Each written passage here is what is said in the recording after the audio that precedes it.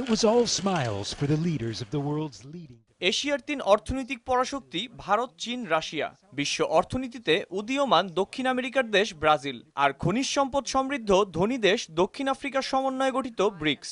তাদের ঐক্যমত্যে গঠিত হলো new development bank. Prime Minister Narendra Modi to explain its ethos. 10,000 কোটি মার্কিন ডলার সমপরিমাণ অর্থের রিজার্ভ ফান্ড গঠন করবে নিউ ডেভেলপমেন্ট ব্যাংক। 5,000 মার্কিন ডলারের প্রাথমিক তহবিল নিয়ে যাত্রা শুরু করেছে ব্যাংকটি।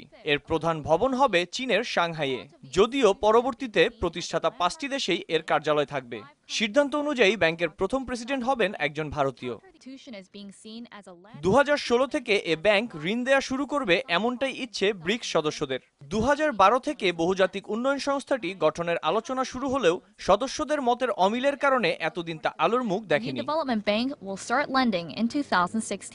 এই 5 রাষ্ট্রের এক হয়ে নিউ ডেভেলপমেন্ট ব্যাংক গঠনে কিছুটা অস্বস্তিতে যুক্তরাষ্ট্রের কর্তৃত্বাধীন বিশ্ব ব্যাংক ও ইউরোপিয়ানদের পরিচালিত আন্তর্জাতিক মুদ্রা তহবিল। Ashfaq Ahmed, Mohona, international desk. BRICS countries, economically as powerful as they are, ready.